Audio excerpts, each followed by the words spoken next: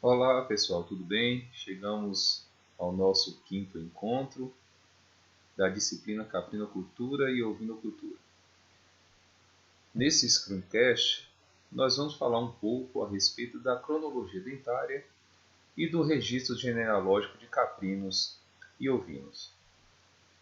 Em relação à cronologia dentária, falando um pouquinho sobre a dentição, caprinos e ovinos eles possuem molares superiores e molares inferiores, e também premolares superiores e premolares inferiores. E na sua mandíbula também encontramos incisivos. E esses incisivos é que são observados para determinar a cronologia dentária dos animais, sendo que eles possuem duas pinças, dois primeiros médios, dois segundos médios e dois cantos. Nessa tabela nós podemos ver mais detalhadamente a distribuição da dentição de caprinos e ovinos, sendo na mandíbula, que é a arcada inferior, os incisivos, sendo duas pinças, dois primeiros médios, dois segundos médios e dois cantos. E ainda os premolares, que são 6, e os molares, que também são 6. E no maxilar, que é a arcada superior, nós encontramos 6 premolares e 6 molares, totalizando 32 dentes nos caprinos e ovinos. Para a estimativa da idade, nós temos que observar as modificações nos dentes incisivos. Quando ocorre a troca das pinças, nós podemos estimar que esse animal possui entre 1 e 1,5 anos de idade. E quando esses dentes começam a ser desgastados, esse animal está em torno de 4 anos.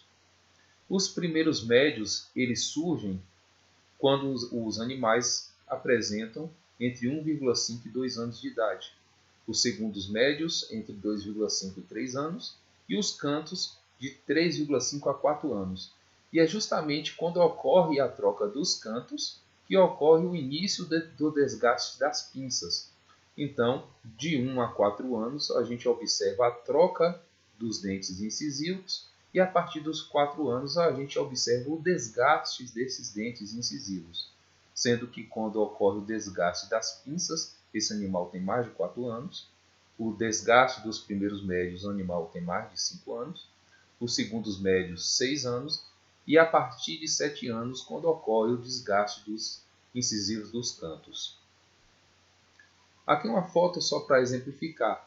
Aqueles animais que possuem apenas dente de leite, não ocorreu nenhuma troca.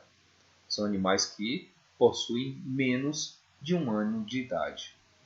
Os animais quando apresentam a primeira troca, então quando eles trocam as pinças, esses animais possuem entre 1 e 1,5 anos de idade. Quando ocorre a segunda troca, esses animais trocaram os primeiros médios, eles estão com idade entre 1,5 e 2 anos. Os segundos médios, animal com 2,5 a 3 anos. E quando ocorre a troca dos cantos, que a gente chama de animal boca cheia, quando já ocorreu a troca de todos os dentes incisivos, esse animal está apresentando de 3,5 a 4 anos. Os animais, quando já apresentam desgastes das pinças, dos primeiros médios e dos dentes dos cantos, esses animais já estão apresentando mais de 6 a 7 anos de idade. Quando ocorre o afastamento dessas pinças ou de todos os dentes incisivos, esses animais estão com mais de 8 anos. E quando ocorre a perda desses dentes incisivos, são animais com a idade mais avançada, em torno de 10 até 12 anos de idade. Quando falamos de registro genealógico, o que é importante primeiro se fazer é a identificação dos animais. Então, para que ocorra o registro genealógico, nós precisamos fazer escrituração zootécnica, sem a qual é impossível fazer o registro. Então, inicialmente, nós podemos identificar os animais ou utilizando um brinco, que é muito comum em caprinos e ovinos, ou a utilização de colar. Em algumas propriedades, ainda se faz o uso de tatuagens. O fato é que todos os sistemas eles têm seus prós e seus contras. No caso dos brincos e dos colares, é de fácil identificação a numeração. No entanto, ocorre muito a perda dessas duas ferramentas, do brinco e do colar, e acaba o animal ficando sem identificação. No caso da tatuagem, não ocorre a perda, mas animais com pele escura, preto, principalmente, a leitura dessa numeração é dificultada. E ela é muito eficiente nos animais de coloração mais clara, com a pele rósea principalmente. Segundo o Capril Virtual, ele traz algumas orientações em relação à tatuagem dos animais quando são registrados. No caso dos animais puro por cruza, conhecido como PC, na orelha direita se traz a tatuagem de identificação do animal. Já na orelha esquerda se traz acima o código do rebanho e o símbolo do registro.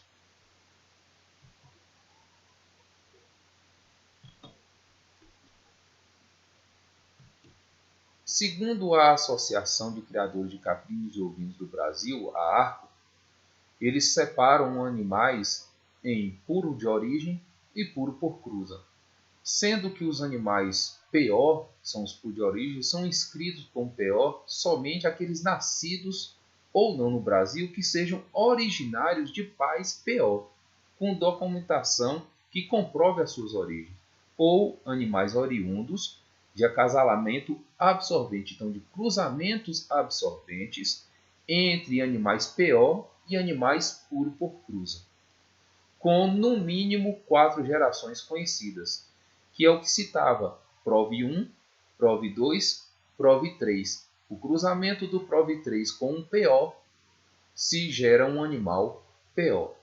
Já os animais puro controlados, que são chamados PC, eles são animais que possuem caracterização racial definida, então são animais que têm um padrão racial de um animal PO, mas são animais produtos intermediários do processo de fixação ou absorção racial. Então são animais que estão no processo de adquirir, ou seus descendentes adquirirem o registro de puros por origem.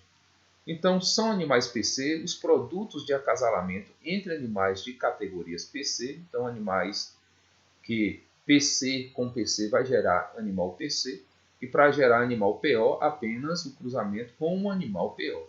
E também são os produtos de acasalamento entre animais de categoria PO e PC, desde que sejam menos de 4 gerações.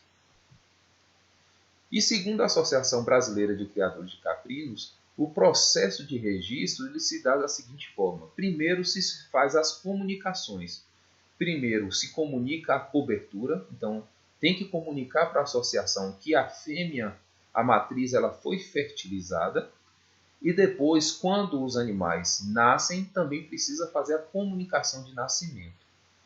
Neste momento, após o nascimento, o técnico ele comparece até a propriedade para comprovar o nascimento e, observando as características raciais desse cabrito ou desse borrego, é feito o registro genealógico de nascimento.